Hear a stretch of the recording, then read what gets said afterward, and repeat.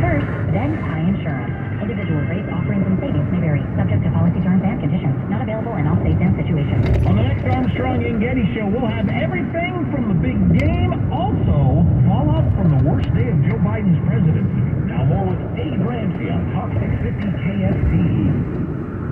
Back to the Ramsey Show. I'm George Campbell, joined by Rachel Cruz this hour. Got something new in the Ramsey store for you guys. Dave Ramsey just came out with a brand new quick read book called Real Estate the Ramsey Way. Subtitle, How to Make Home Ownership a Blessing, Not a Burden. And this is a quick read book, so you can see on the camera. It's very small. It's about, 60, 70 pages. Yeah, there we go, 62 pages. And it's a great read that includes Dave's decades of experience with real estate. He got started at 18 years old. He's been in the game. He owns a lot of it. And he's helped a lot of people buy, sell, and invest the right way with proven strategies. And so he can help you avoid some costly mistakes and pitfalls.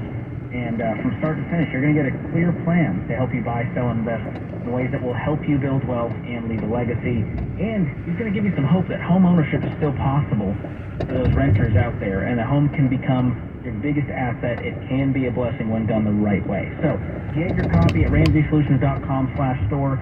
Gift it to some people in your life who are maybe about to buy or sell or want to invest. And enjoy the new book from Dave. Ryan joins us up next in Denver, Colorado. Ryan, how can we help today?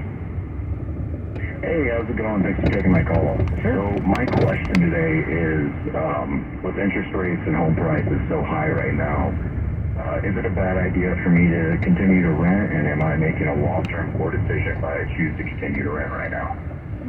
Are you ready to buy financially?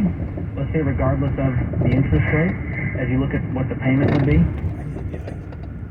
Yes, I am ready to buy financially, but it would cause me to violate one of these rules that I have developed, which would allow me to save and live comfortably, which is live off of one income between me and my wife. We live off of the lesser of the two incomes. But unfortunately, because I live in Denver, Colorado, these house prices are just astronomical. It's ridiculous. So lay out your financial picture, and we'll let Rachel be the judge here.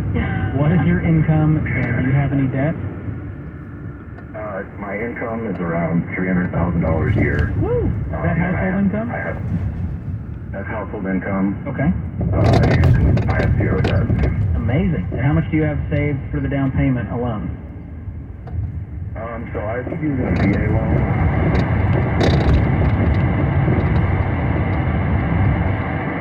To do about 20%, so okay, give or take, around maybe $20,000 to $50,000. Do you have a disability rating? I do have a disability rating. So would that waive the funding fee with the VA loan? I haven't looked into it. I didn't have my disability rating whenever I bought my previous home, which has been sold, but I'd have to look into it. Because the VA loan, it can be a good deal if you get the funding fee waived. If not, I would go with a conventional 15-year fixed-rate loan. I see that. Okay. Allowing people to get into a house with 0% equity is a really bad plan. Yeah, and the 15-year loan, I mean, it would push our home payment up just so high, and right now our rent is around $2,100 a month. And then we're saving all of my income every month and putting it towards retirement and investments. So what is your take-home pay every month between the two incomes? I think it's right around, I'll be honest with you, I've never really sat down and calculated it because we live off of one income, the other one's just savings. But I think it's right around like $20-something thousand. Wow, that's amazing. Yeah, I mean, Ryan, I think one of the goals for you guys, though, would be to buy a home, because you're renting forever. There ends up being, that point where you end up, throwing your money away. And renting is something that we encourage people to do, especially if they're not financially ready to purchase a home. If they have a purchase home, but they have a lot of debt, I mean, there's reasons to rent 100% of the time. But once you get to a place financially, there's a point that it's wise to then step into a home, and to be able to say, yeah, we're building equity. This is a big part of our financial picture. And if you guys wanted to wait some and have more saved, then it makes you feel more comfortable. That's totally fine. I mean, we have people that show that save for 5-7 years and buy a home in cash, and that's great too. I mean, as long as you have a plan that you're working towards, and I just wouldn't want completely the interest rate, which obviously does affect the payment.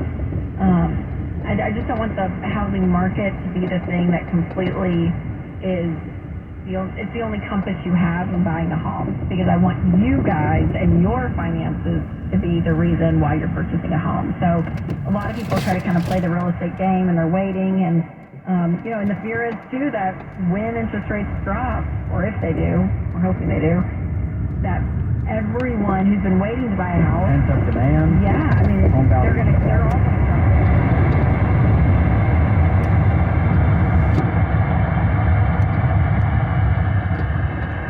But I understand financially, if you guys are like, hey, we want less of a down payment, we want more of a down payment, less of a month payment, and we're gonna spend another 24 months to get there. That's okay. I mean, that's your goal that you guys are working towards. But I just don't want the idea of the housing market running out. Yeah, it does make sense. And, to be honest, I'm just scared that we have to go to using two incomes to afford like that. It would almost be unaffordable. And that's a fair place to be, for sure. And that's why we want you to have an emergency fund as well as you enter home ownership, because if something were to happen, you'll at least have money in the bank to be able to help cash flow that mortgage payment for a few months. And so that is one thing that will help. And I think the reality of being out of work, unless it's completely your decision, in my opinion, for 6 months or for 5 months or something like that, it's probably not going to happen. You're probably going to find another job and have some source of income coming in, But yeah, so